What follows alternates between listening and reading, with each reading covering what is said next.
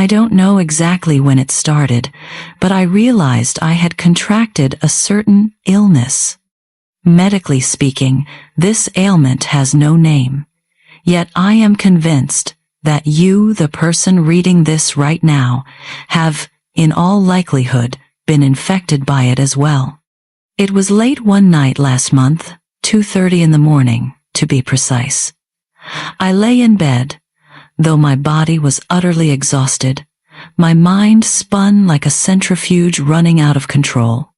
I was thinking about the speech I had to give at tomorrow morning's meeting, wondering why the video I posted last month had performed so poorly, worrying about the rent, fretting over the nodules noted in my medical report, and even agonizing over a single sentence I had misspoken in public 5 years ago. In that very instant, I was seized by an indescribable terror. Staring up at the ceiling, I grasped a terrifying truth. While my physical body lay there in that bed, in the year 2024, my soul, my consciousness, had been torn into countless fragments, scattered across the regrets of the past and the anxieties of the future. This present moment, this bed, this room, ceased to exist for me. Within the narrative of our own lives, we have become absentees, wandering, restless spirits, forever adrift. To be honest, I tried numerous methods to quell this immense internal turmoil. I studied time management, downloaded every productivity app I could find, and even attempted to numb myself through grueling physical exercise. Yet, more often than not, the result was simply heightened anxiety. For every one of these methods seemed to whisper the same message, that time is merely a resource to be utilized, and that the future is the only thing that truly matters.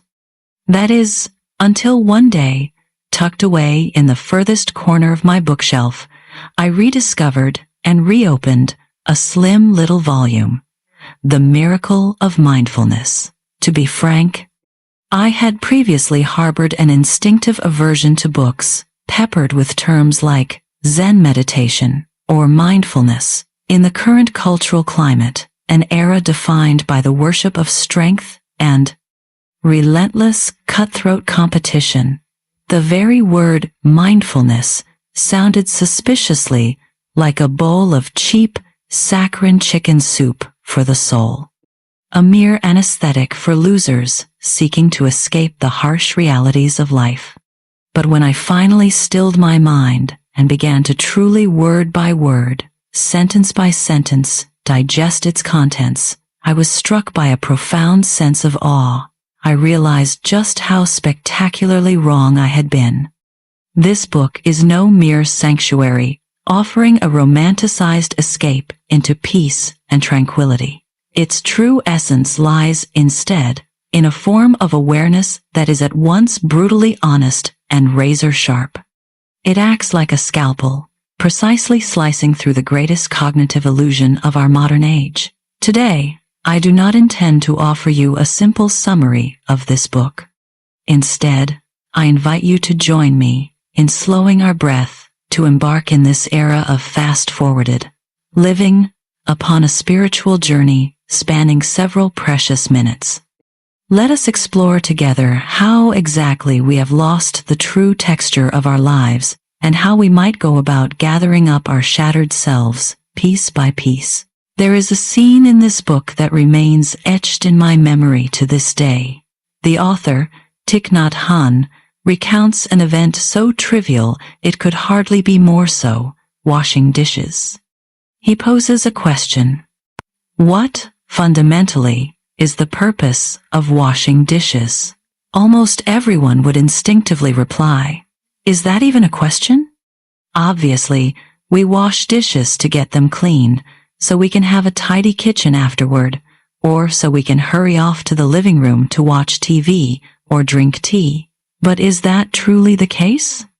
In the book, the author calmly observes, if we wash dishes solely to get to the tea, then we are treating the act of washing as a chore, something we simply wish to get over with as quickly as possible. This implies that, during those 10 minutes spent at the sink, we are not truly alive. As we stand before the sink, holding a plate in our hands, our minds are elsewhere, dwelling on the tea we will drink later, the movie we will watch tonight, or the worries that await us tomorrow. Our bodies go through the motions mechanically, yet our actual lived experience is ruthlessly fast-forwarded. When I read those lines, a chill ran down my spine. I suddenly realized that this is not merely a matter of washing dishes. It is a microcosm of the entire tragedy of modern life. Let us take this logic to its extreme conclusion, and you will discover a despairing, self-perpetuating loop. We go to school to get into a good university. We attend university to land a good job. We work to earn enough to buy a home and get married. And we marry and buy a home to raise the next generation. We constantly treat the present moment as nothing more than a stepping stone or a toll booth on the road to the future. We are forever telling ourselves, once I just get through this rough patch, everything will be fine. Or, as soon as I've earned enough money, I'll finally start enjoying life. But tell me, my friends, does that so-called future truly exist? And when you finally do sit down in your living room to sip your tea, won't your mind simply be wandering back to work once again? When you actually do go on vacation, do you find yourself anxious about the mess that will be waiting for you upon your return? Within this mindset, we are forever on the road to a destination, yet we never truly arrive. We treat every single second as a mere tool, forgetting above all else that life itself is composed of these successive, useless moments of the present. At this juncture, I'd like to pause and share a few additional thoughts of my own. Although the author uses the act of washing dishes as an example which may seem gentle enough, I believe it actually reveals the deepest form of alienation inflicted upon us by modern capitalism and industrial society. We have been conditioned to function as high-efficiency machines, and machines, by their very nature, have no need to experience the process. They value nothing but output. Consequently, Thich Nhat Hanh proposes a primary method for breaking this cycle, one that may even sound counterintuitive. Wash the dishes simply for the sake of washing the dishes. Feel the temperature of the water as it glides over the back of your hands. Feel the bubbles bursting against your fingertips. Feel the tactile sensation of the plates transforming from greasy to smooth. Treat these 10 minutes of dishwashing as the most sacred ritual of your life. Personally, I do not entirely agree that this is something easily achieved. In practice, our brains tend to rebel furiously, insisting, "This is so boring," or "This is a complete waste of time." Yet, it is precisely this resistance that exposes our profound impatience with the present moment. Only when you can truly stand before the sink and tame that restless, agitated mind can you claim to have reclaimed a shred of personal sovereignty amidst this damn chaotic life. When we view the present merely as a bridge leading to the future, we effectively destroy with our own hands the only true habitat life possesses. For the future is forever receding, while the present moment remains the only eternity we can ever truly touch. If we cannot even focus our attention while washing dishes, then how, exactly, do we go about eating our meals? The book recounts another incredibly vivid anecdote. The author recalls a scene in which he and his friend, Jim, were eating oranges together. At the time, Jim was engaged in a discussion with the author regarding various grand societal issues. While holding forth on these weighty topics, he absent-mindedly peeled an orange and popped a segment into his mouth. Yet, he wasn't actually chewing it, he was merely swallowing it whole. His mind was entirely consumed by his grand ambitions. His gaze drifted past the table before him, fixing instead on the unknown distance. Thich Nhat Hanh watched him, then suddenly spoke. "Jim, stop, eat your orange." Jim froze. In that moment, he realized that although the orange was in his mouth, he hadn't actually tasted it at all. To him, that orange simply did not exist. When I read the line, "To him, that orange simply did not exist," I could barely bring myself to look directly at the book. I asked myself, how long has it been since I truly tasted a meal?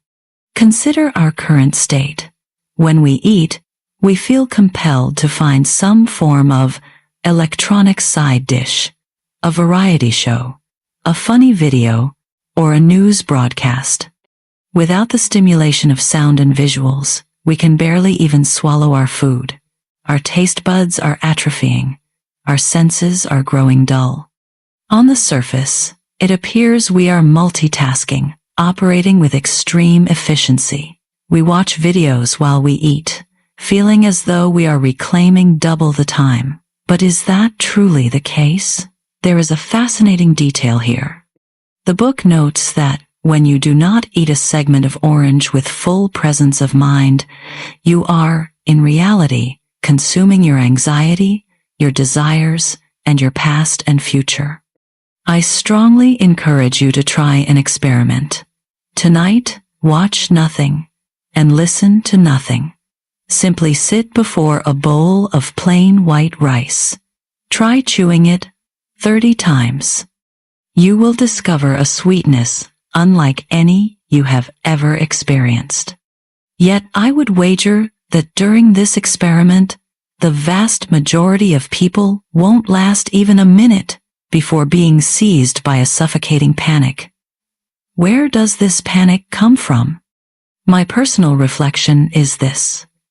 We fear confronting the unadorned present moment, because the instant we pause, the feelings of emptiness and meaninglessness, which we have buried deep within our subconscious, come surging to the surface like a rising tide. And so, we crave noise. We crave an endless stream of information. We feel compelled to pack our lives to the brim. We use busyness as a fig leaf to conceal the desolation within. Thich Nhat Hanh teaches us a specific way to eat an orange. Hold it in the palm of your hand and examine it closely.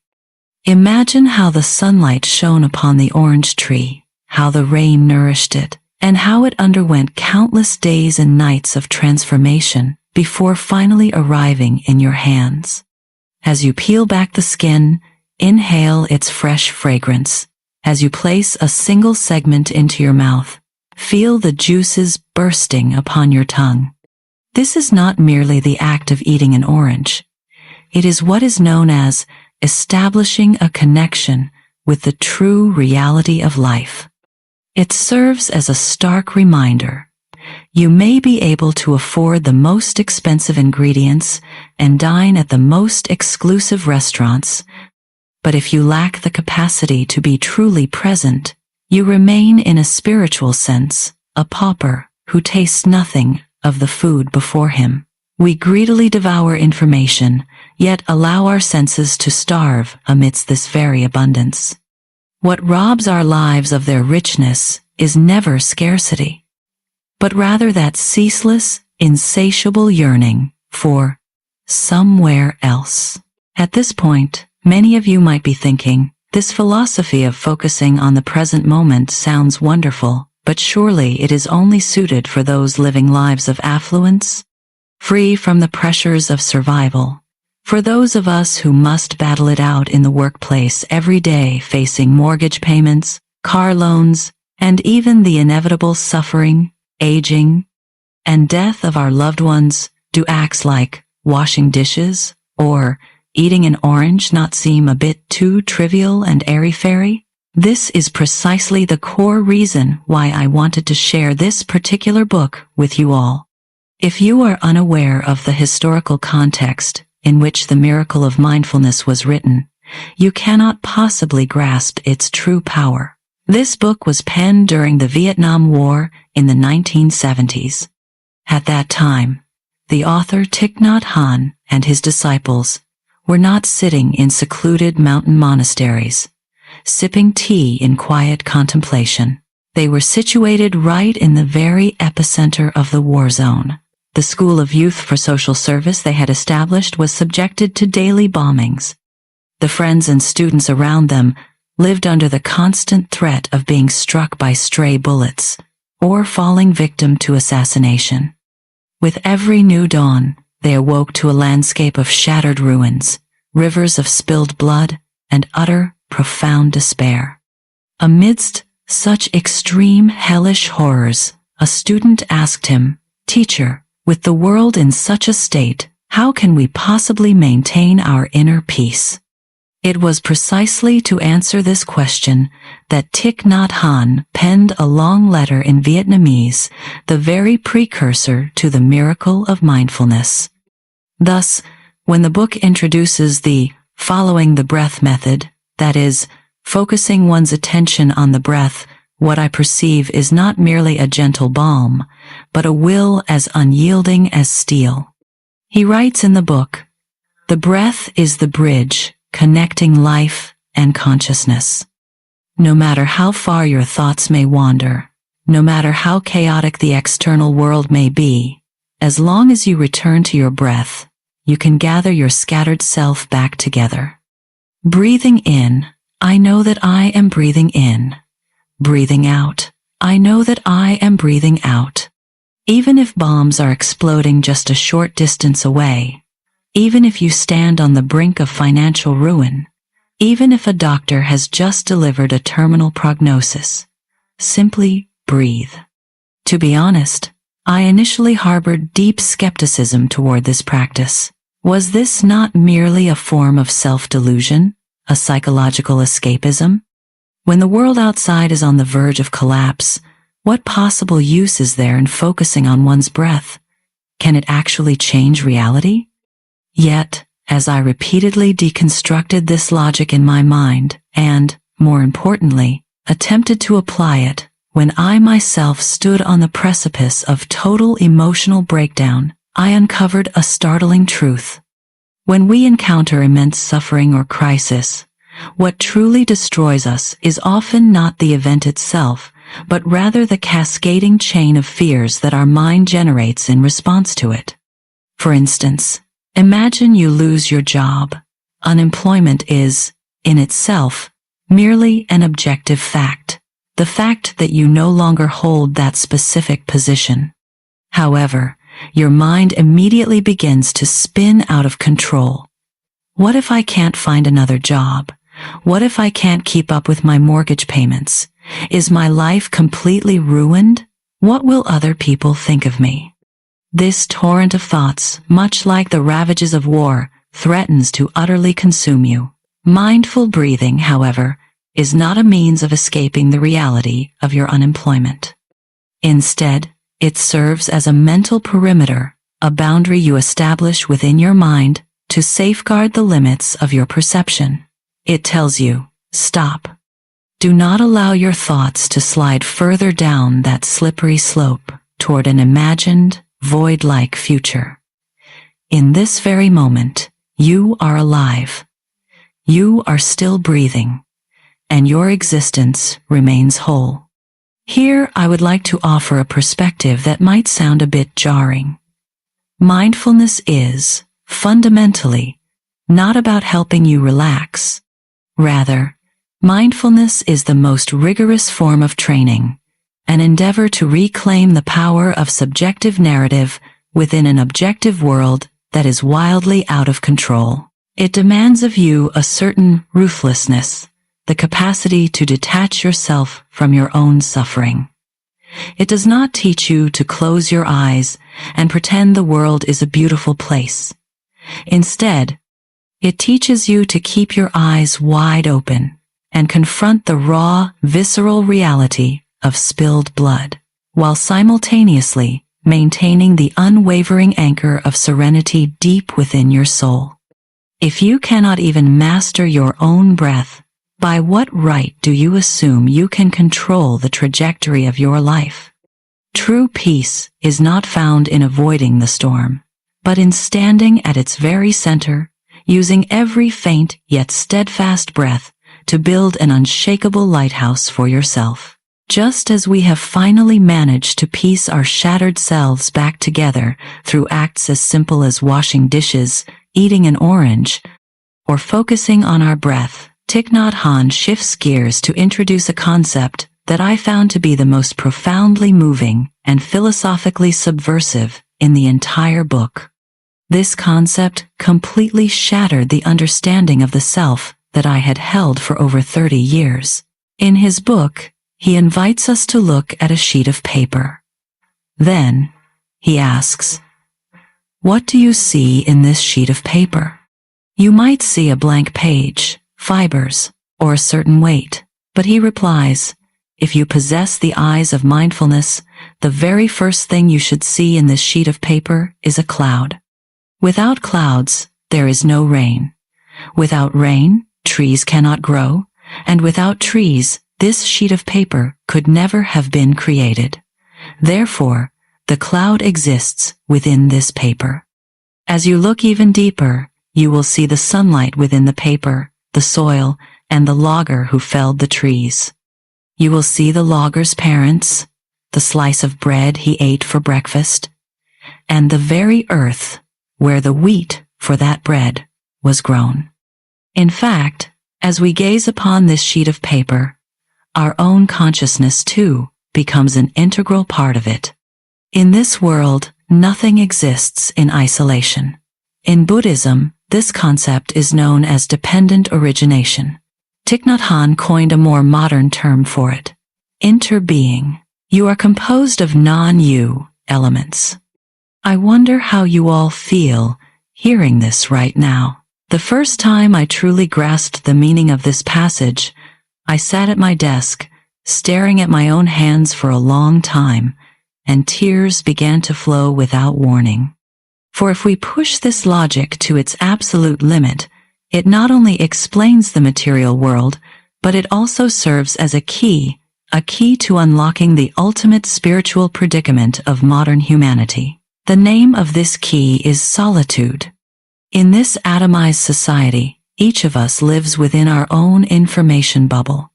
We emphasize personal boundaries, we fear intrusion, and we perceive ourselves as isolated islands, adrift in the vastness of the cosmos.